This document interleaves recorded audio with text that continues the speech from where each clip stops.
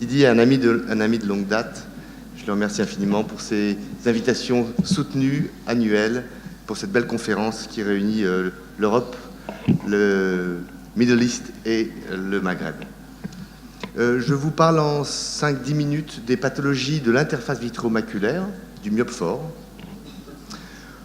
Voici la seule diapositive qu'il faudra peut-être retenir, c'est que la particularité du myope consiste au niveau du pôle postérieur à établir des contraintes mécaniques de tension tangentielle animées par une limitante interne probablement pathologique, une prolifération fibrocellulaire prémaculaire qui va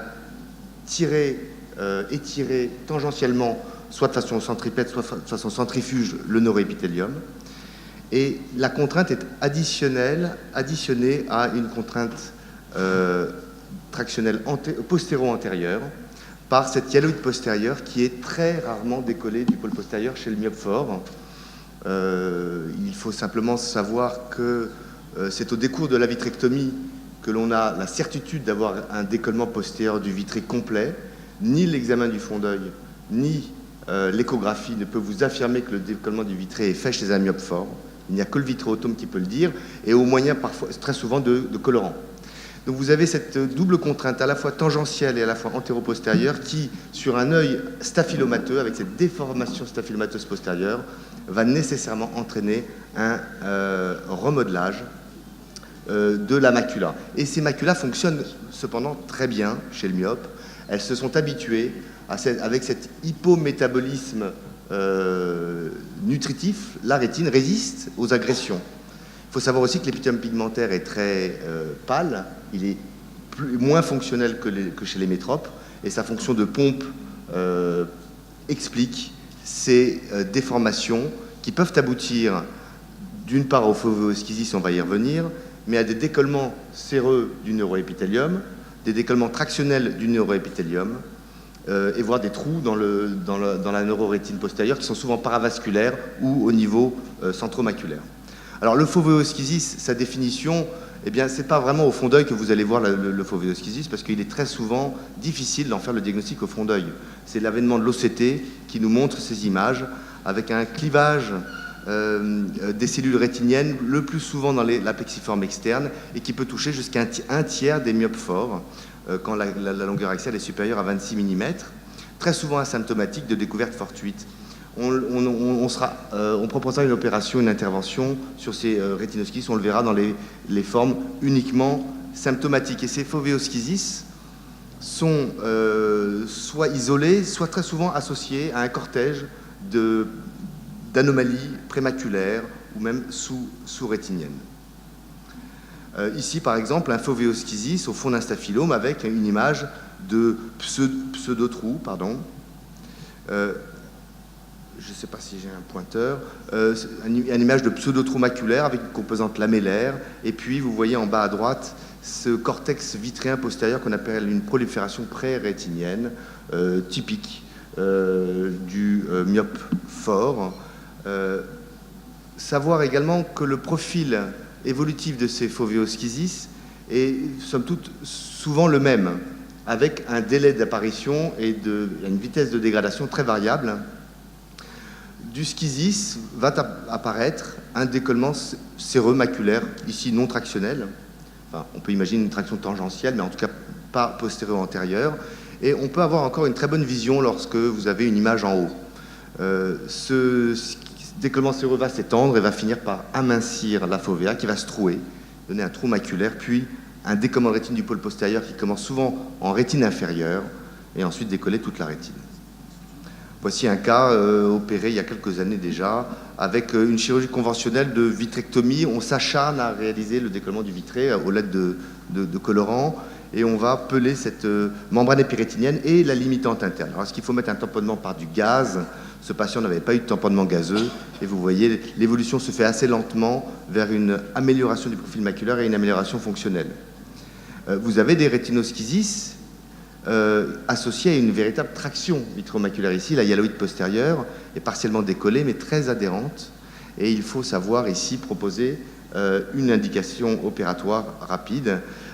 Ce patient avait une composante non pas tractionnelle postérieure-antérieure, mais uniquement tangentielle. Il n'y a aucune adhérence vitréo-maculaire visible. Et ce sont cette prolifération, cette membrane que l'on voit parfaitement ici, qui va aller contracter la macula, qui n'a plus la place d'épouser la surface du staphylum postérieur et qui finit par se décoller naturellement. Il va falloir opérer ces patients, bien évidemment. Les acuités visuelles s'améliorent, mais vous voyez le profil post-opératoire qui est issu d'une rétine maculaire atrophique sur un œil staphylomateux myophobe. Regardez ce cas clinique, un homme de 50 ans, fort amblyope de son œil droit. Il a toujours eu 1/50e de vision, et on découvre de manière fortuite cette image.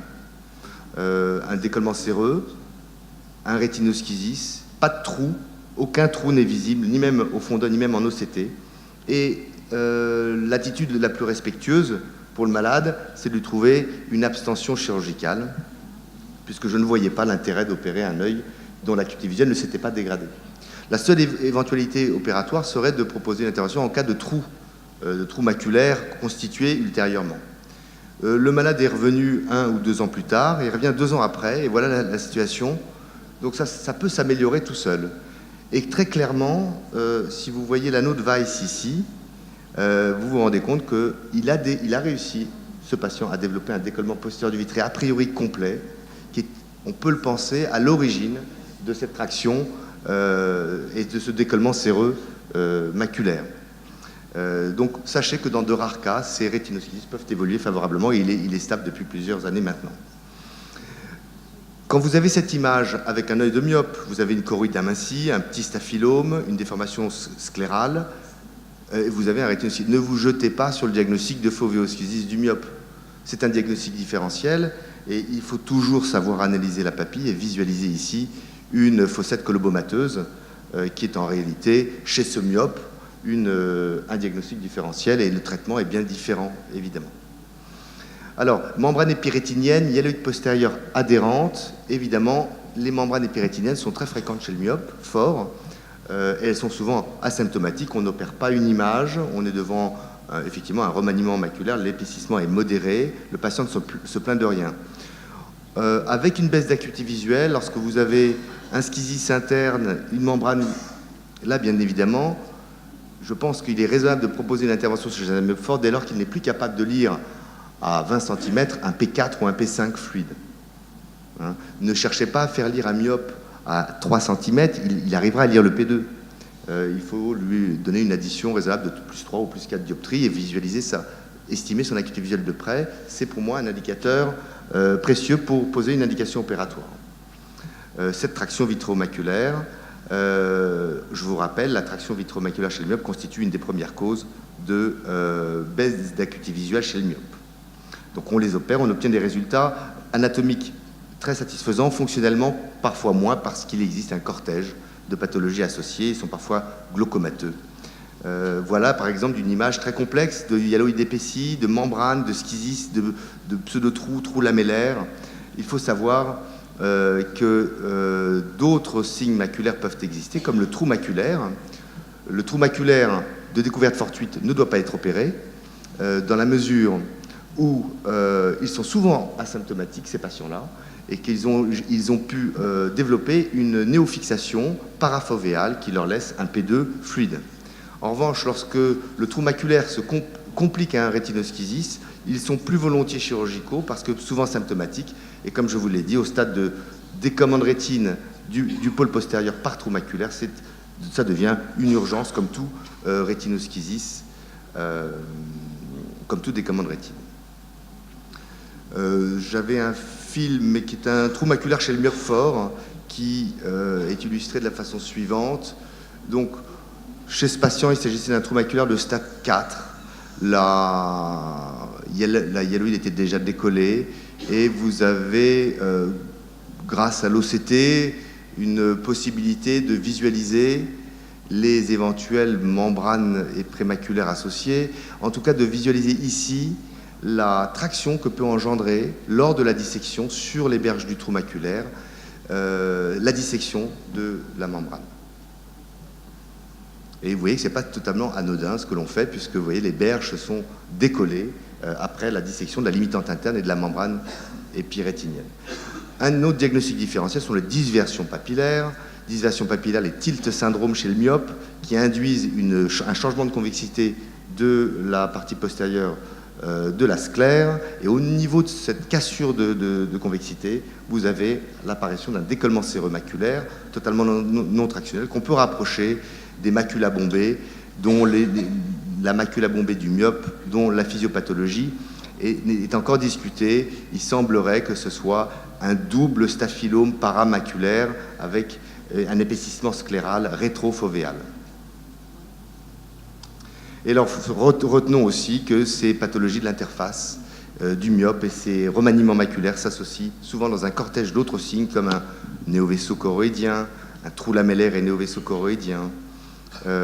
L'angiographie peut être utile pour connaître le degré d'activité. En conclusion, je vous ai montré de nombreuses formes intriquées, membranes, schisis, trous lamellaires, trous maculaires, avec des ruptures de Brooke, des néovaisseaux choroïdiens.